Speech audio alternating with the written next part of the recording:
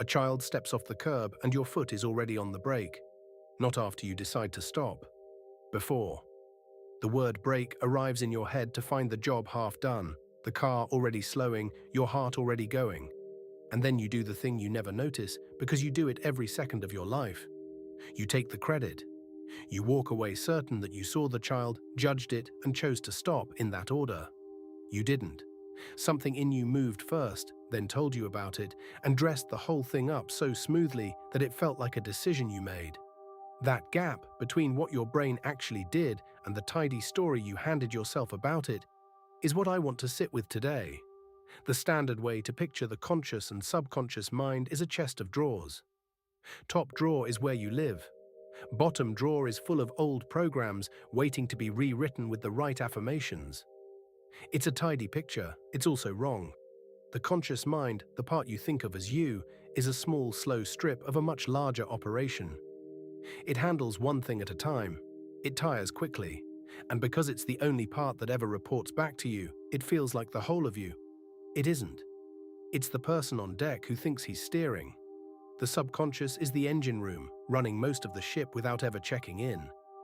Here's where it gets sharp. In the early 1980s, a physiologist called Benjamin Libet decided to put a clock on the whole thing. He wired people to an EEG and asked them to flick a wrist whenever they felt like it. No cue, purely on a whim. A dot swept round a clock face, and each person marked exactly where the dot was the instant they felt the urge to move.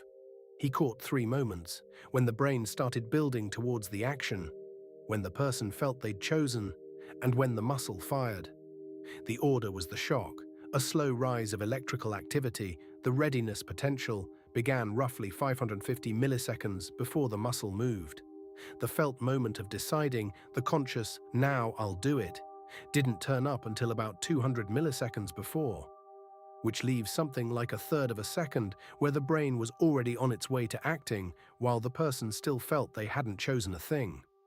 The action was underway before the chooser knew there was a choice on the table. Then, decades later, the neuroscientist John-Dylan Haynes ran a version with modern brain imaging. Reading patterns in the frontal cortex, he and his team could predict which of 2 buttons someone would press up to 7 to 10 seconds before that person felt they'd decided.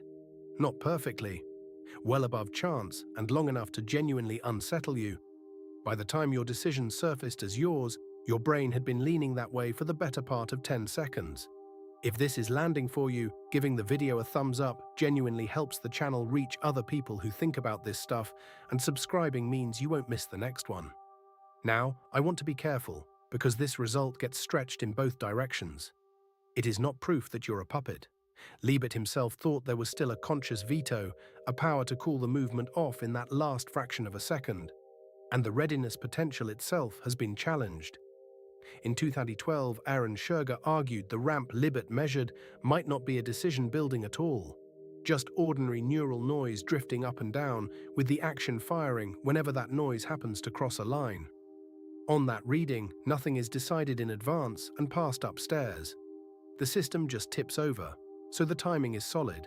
What it means for free will is still argued, hard. The finding is firmer than any of the conclusions people hang off it. While we're clearing out folklore, that famous line, "Your subconscious runs 95% of your life," is invented. There's no experiment that weighed one against the other and came back with a clean number. 90, 95, 98. It drifts depending who's quoting it. But the thing it points at is real. The overwhelming majority of what your brain does, it does without you watching. You've felt it every time you've arrived home with no memory of the drive. And this is where I part company with the self-help version. That version treats the subconscious as a saboteur, a troublemaker handed to you in childhood, quietly wrecking your diet and your relationships until you shout over it. Wrong shape entirely. The subconscious is the thing that lets you exist at the speed a life demands. Every skill you've ever mastered, you mastered by pushing it down out of awareness. The first time you drove, it took everything you had just to keep the car on the road. Now you do it while planning dinner. That handing down isn't a fault to strip out. That's the entire point of having one. But here's the question. The standard account never really opens. The one this whole site keeps circling. Nearly every model treats the subconscious as local storage, a private archive written by your past, sealed inside you. The self as a closed box, and the subconscious as the dark bottom of it. What if some of what we file under subconscious isn't stored beneath you at all, but received through you? Bentov's receiver model reframes the brain as an instrument rather than an archive. Less a recording, more a set tuning into a signal. Push that at the subconscious, and some of it stops looking like a cellar of old programs.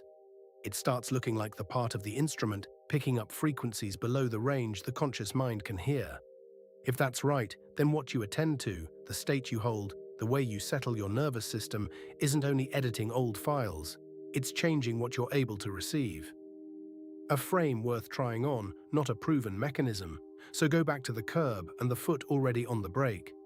It's tempting to read all this as a demotion, proof that the you who watches is just a passenger turning up late to take the credit.